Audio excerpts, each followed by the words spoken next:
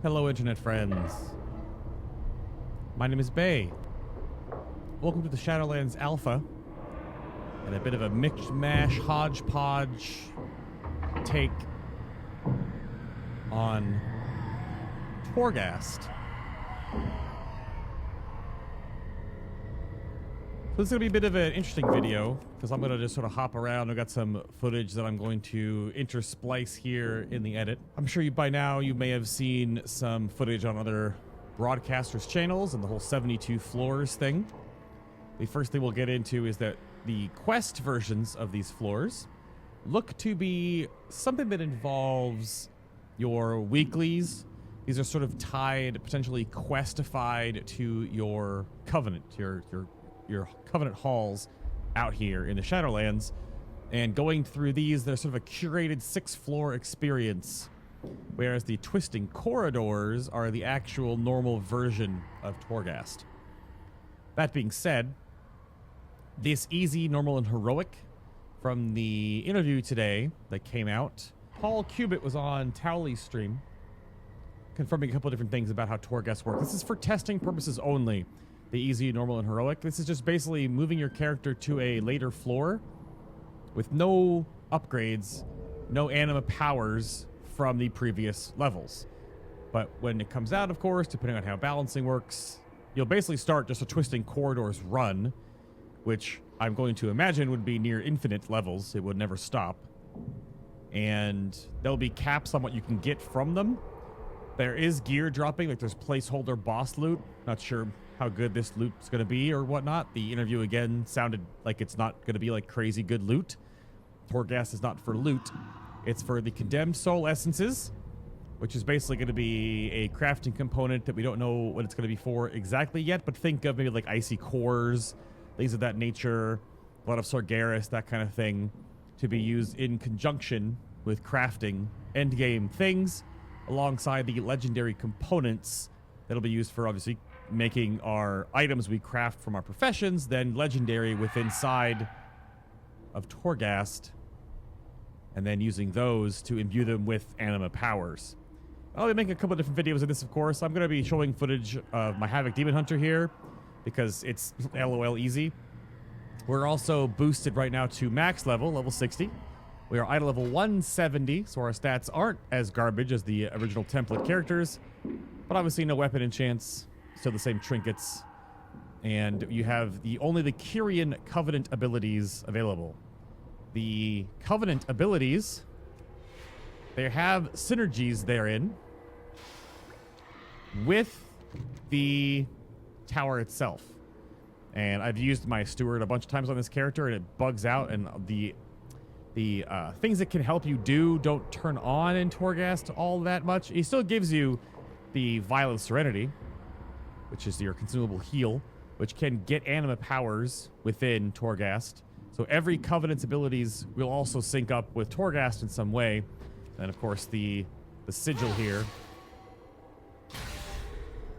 that gets a lot of anima powers as well. And of course your little steward Spolkin, he'll follow you around for a couple of minutes and just hang out. He won't do anything combat-wise. He just is there to cheer you on and look adorable. A couple of different things can happen in Torghast.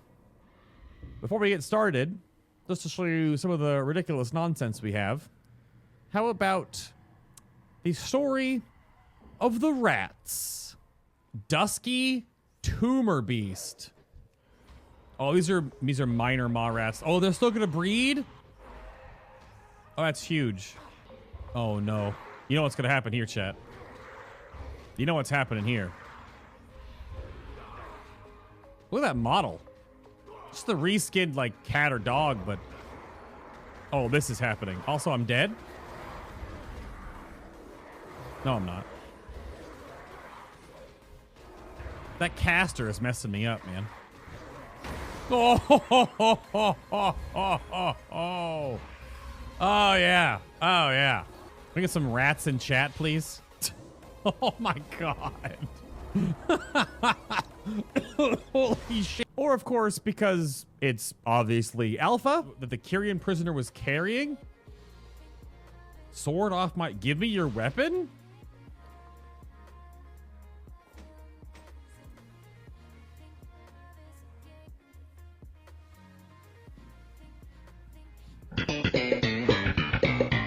let's just start on the ground floor and go through some rooms for a little bit. My initial thoughts on Torghast, though, and some of the initial feedback we have seen from the Blues, is that we get too many abilities or too many stacks of things.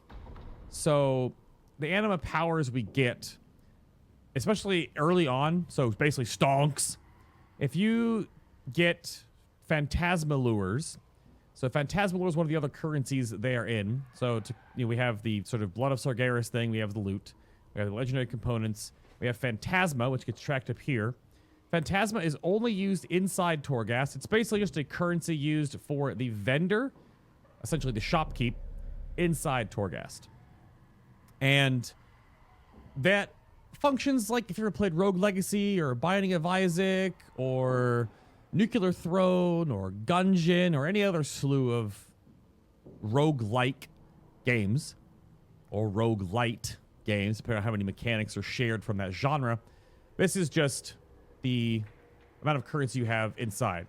All your anima powers will pop up right here in this little drop down here. So we're going to take the unstable Phantasma Lure. Say, for example, if you wanted to invest in getting a lot of stonks early on, or of course the big damage immolation aura will increase your damage of your first chaos strike after and change it to fire damage. Not really sure how this thing works. Changing a chaos strike to fire damage means it doesn't scale with your mastery anymore, and you can get a lot of mastery scaling in here. So we're just gonna take the stonks. Like I said, it'll jump in this big old window here. There's some weirdness where this doesn't show everything you get, and there's also some things that stack like buffs like normally. And then of course this is the deaths on the floor. The more deaths you have, the closer you get to summoning Mr. X, aka the Taragru, old school vanilla load screen there. And the Taragru slowly walks and chases you, and people are killing him. They're not supposed to be, apparently, according to Blizzard. But they are definitely getting him dead when he's not supposed to be dead. And in doing so, when he spawns, it's supposed to end your run. You can outrun him on your current floor, and if you get to a new floor, then you will reset your death counter and you can keep going. But you don't have much time to get away from him before he catches up to you. These areas, by the way, if you can't tell already, not finished, but also really, really vast. Some of these areas. There are so many different, I guess, just chunks or Lego sets or tiles that get plonked together. No two Torghast runs should feel the same. I think that's really cool. I think my initial thoughts on it, though, are that if you don't have enough abilities or power-ups or items, then you're going to have an issue with runs still feeling samey regardless of where you are. And it definitely isn't islands that go up, even though it kind of is, but this is still early, so it's hard to tell how it's going to play out in the long run. And of course, it's already been confirmed, Paul Cubitt again in the interview said that as the patches go on, there is plans for things of like season-ish, just like how Mythic Plus has seasons in Torghast. You'll also be able to probably find additional things coming to the tower over time. So there will be things that will add over time as patches go forward to keep it fresh, right? But it does worry me. What the heck is that? It's also weird you have to loot manually. Phantasma has to be picked up. There's destructibles in the game. These little urns up here you have to destroy to pick up the Phantasma. This is a weird. I've done a couple of runs today. We did some runs on Healer, like straight up Holy Priest, as you saw the footage earlier. And then we did some runs at Discipline Priest, which was actually much harder. And then we've done a bunch as, because right now there's not a ton of classes you can do them on. Well, a little sneaky urn back there. I see you. There we go. But healer balance kind of feels like you're doing visions, essentially, right? So visions will scale with healers. And right now, anyway, horrific visions would be a lot easier if you're a healer. A whole lot easier. And last but not least, as I kill these are super annoying. Mall rats are really, really obnoxious because they always run around. Oh my gosh.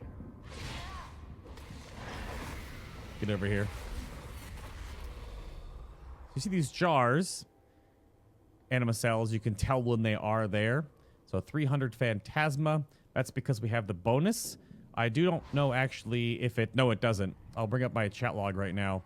The bonus that I have, right, the 25% additional, it does not include that in the pop-up, which I would imagine that may or may not be a thing they will fix, but it does show up in your loot log saying how much you got. And of course, it's reflected up here.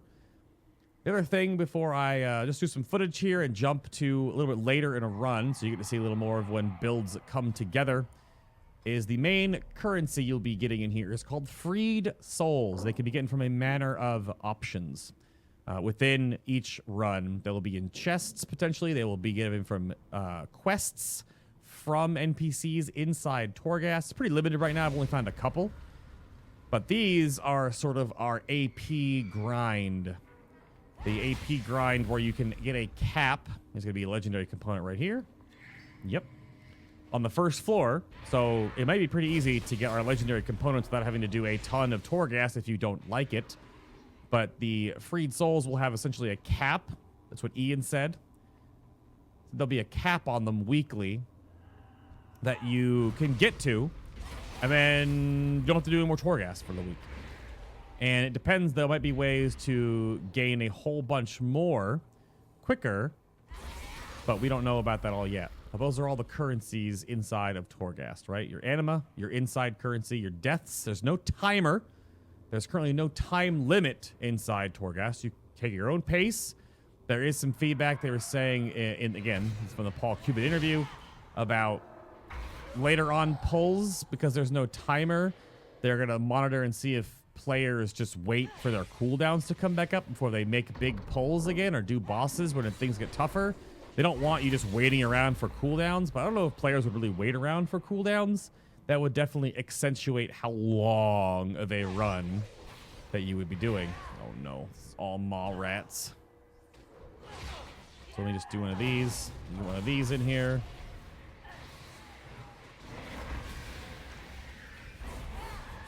Still got some that ran away. There's no boss on this floor. That's creepy. It's just like there's maybe a mini boss over there. The weird thing about Torghast, too, is I wonder if this is all technically inside the Tower of the Damned, or are we on different planes or different planets, kind of like the Legion Planetary Invasion Assault kind of things that were on Argus. Remember those? Those portals took us to the different planets. Kind of has that bit of a feel. It also has a very, if you have played Doom Eternal, has a very Urdak feel at certain places, which is fine. Urdak was awesome. Doom Eternal was awesome. But, yeah, so there's your anima powers, deaths, other buffs pull up here. Releasing souls gives you main stat. Then, of course, you got your freed souls, your potential loot, your crafting components, and then your legendary crafting components. But let's jump at this portal here and jump ahead a handful of floors. And I will see you on the other side. So we have bumped into a little earlier than I thought. I'll put a timer up in the corner here, which I'll reset between runs, just so you know how long it's been since the previous cut, how long it is to take to get to each floor. I go a little slow. I'm not trying to like blaze through these things. You can't always mount on certain pylons, but here's a little bit more of that. What I said looks kind of Urdak-ish, but this is the shopkeep. So this guy, the shackled broker, we found in different parts every so many floors, or for not a very long time at all. Had some runs earlier today where I didn't see him for a long, long time. Of course, you can sell all your grays to him that you get in the dungeon. Some of the grays are pretty chonk, but you can buy additional anima powers from him. Like I said before, we started out with our build, right? Stonks. So we can buy 2 more anima powers from him. We're also going to buy the Ravenous Anima Cell from him. We're going to buy some Maw Rats Explode, buy some versatility, buy some crit chance. We also have some heals, some resetting death counters on the floor, which just in case for this recording purposes, I will grab. And then, of course, you can have a little stealth smoke bomb action. But so once you've bought your items from the shopkeep, course, you can get your powers here. Sensor chests and elite enemies through walls. We'll grab that over mastery. And then how about this one? 3% health while gliding. Sure. I don't like this Fell Rush one is a little strange. But then you're like, okay, well, I used up a lot of my Phantasma. Okay, well, sure. See ya. You can turn the shopkeep himself if you buy that orb. And again, stonks. 500 Phantasma turns in to 625. You have to be able to buy that item in the first place. I don't know how long that'll stay like that. That's sort of how the shopkeep currently works. But let's jump into the portal again, and I'll see you in another couple of levels. So we find ourselves on floor 6 now. As you see, you're about 18 minutes since the previous cut due to the power of editing. It's instant for you, but I've been here for 18 or so minutes since the last cut. I'm a shackled broker here. And every 6 floors, it would seem, somewhere around there is a boss. We are now fighting the cell block sentinel. I found some mini bosses on the way up to here, but we're gonna do the same kind of thing here. As you can see, we've got those stonks cashing in. We've got plenty of stuff going on. We're gonna basically buy almost everything this guy has. We're gonna buy the 1 anima power. We're gonna buy the refund for the next floor. We're gonna buy some. Let's buy some mastery. Let's buy some critical hit damage and healing amp. Let's buy some crit. Let's buy the potion that increases your damage while you're in combat as long as you stay in combat. So we'll do that on this boss, for example. And then that's about it. And then we'll drop this, and then we'll turn this guy into goo. If you already have this talent, so you get Trail of Ruin. This is one thing we can talk about here, is that you get a lot of talent combinations that basically unlock. So far, all we've seen is talents that unlock in the leftmost column, all the passives. And if you already have that talent, it gives you a free respec immediately. Earlier, I had Blind Fury on, and now I have Demonic Appetite and Blind Fury, which is pretty silly. I will definitely say it is pretty silly. Let's get our, basically all of our investment back. We've gotten some more powers since last we talked. We're at 750. But we're going to jump in here and attack this big boy. Let's see what he is all about. Oh, I accidentally mind controlled him. Never mind, it didn't work. Did it work? Dismiss charmed enemy? He cannot be charmed. He is still definitely coming after me. Even if it says that he has been bonked. He has not been bonked. He is definitely bonking me, though, that's for sure.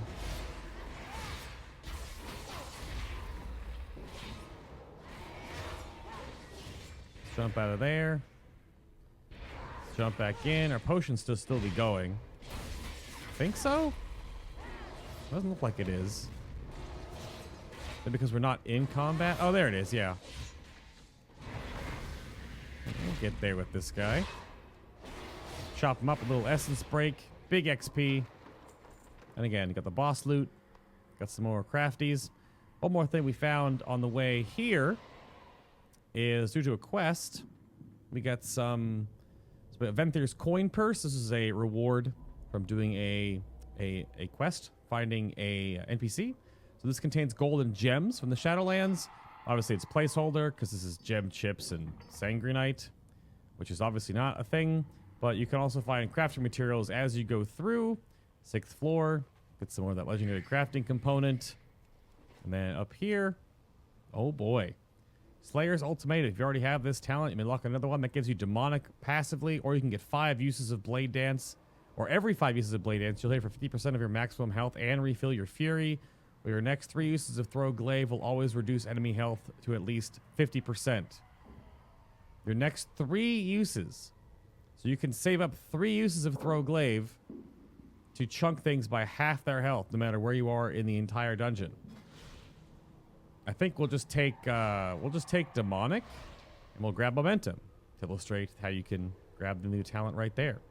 So now I have Momentum and Demonic and Trail of Ruin and Blind Fury and Demonic Appetite and Burning Head. Oh, okay. Let's jump in, and I will see you on a much higher floor. So you might be wondering, hey, Bay, why are you a horse? Hey, Bay, why are you also a really crappily modeled spectral horse? Hey, also, why are you using your warglaives on your horse hooves? And hey, it's been really 28 minutes since you last cut away. That is correct. I did find the rat harness as well. So I can be a spectral horse wielding my warglaves, riding a giant maw rat. And apparently he just nuzzled me. Oh, that's awkward. But as you see in the background, we are definitely in the ruins of some Dark Souls city. We have the Watchers of Death up here. Watchers, but there's only one. But anyway, can I unhorsey, please? Thank you. Good actual grief. This guy is actually very annoying. That ability they try to cast is it cuts your HP in half. And it's gonna hit me. Yeah, oh, maybe not. Fearsome Howl gets interrupted. This guy has some HP on his bones. I can't interrupt that, so I guess we're just... Oh. The previous one I thought of these, that hit like for half of my health, so I don't know what changed. This one is still going to be a tanky boy. This is 412. Again, right now, currently in the alpha, you can go to floor... Oh, I mean to stun. You can go to floor 72. I think we'll sort of wrap it up right after we beat this guy. No fearsome howl. Oh, I guess I got fearsomely howled. I should have stayed the horse. I'm curious why that doesn't actually hurt me very much, but the guy I fought a couple of floors ago actually killed me. I had 2 wipes on a previous floor. That, of course, will not be making it to this video. But I definitely did. I can't get any I-beam procs where it becomes an instant reset, but we're chopping this guy up okay, because demon hunters are stupid. Well, there you go. More thumbs up placeholder loot. There's our spectral bridle. There's our maw rat harness. Found a satchel of nature's bounty. Be a bunch of herbs. Obviously, those are not the herbs we were looking for. But so far, Torghast is pretty awesome. My only major concern, as I almost fall off and die, but haha, demon hunter. We'll turn back into the horse. And then we'll also be a horse riding a maw rat, because this makes sense. Is as long as there are enough options, as you see, in the past 28 minutes, look how much our anima powers have bloomed, and our stonks as well, and items aren't any more expensive. There was a broker right down there in that little alcove, and that broker, I bought everything he had. I bought every single thing he had, and there was no... I didn't even make a dent in my phantasma. So obviously there are some things to work out. There are some currency exchange rates and amount you get and amount of powers you get. But I think the overall is very fun. Obviously this is going to be a pretty easy solo adventure for certain classes, but this can be done with 1 or up to 5 members of your party. And I'm looking forward to it. I'm just making sure there's hopefully there's enough things and variants to make the runs not feel samey, regardless of all the different abilities you can get and how powerful you can be. But that's going to do it for a little preview of Torghast and my thoughts on the mode. We'll see how this works. Torghast, again, has no time limit, but the maw, the map to actually get into here, does. You only have so much time, I do believe daily, to even be inside the maw. So you have to choose if you're doing things outside of Torghast or inside of Torghast, of course. And how fast do you get to Torghast? And is the path perilous? And where is Torghast? Is it this giant thing here? And this is like the way out of nowhere? Who knows? I have no idea. This map also looks completely scuffed just because it's this version of it's the in-game like picture map. So it is an absolute mess. Apparently, yeah, that's Ardenwild works. Revendreth works. Maldraxxus works. Bastion works. The Maw, it looks like, what the heck is this? Okay. Oribos, maybe? No idea. Thank you very much for watching and or listening. Check out the other videos we got coming out. There will be all the first passes And I've got the druid class sort of wrap up first impressions video. And maybe I'll make more of these as we get more classes unlocked. If you want the VODs from the testing, my first times in on Demon Hunter and Healing Priest, both holy and discipline, and more of the shenanigans you may have saw in the clip earlier, then those will be linked down below in the video description box. Of course, those are found over on my YouTube channel. No, they're not. They're on my Twitch channel.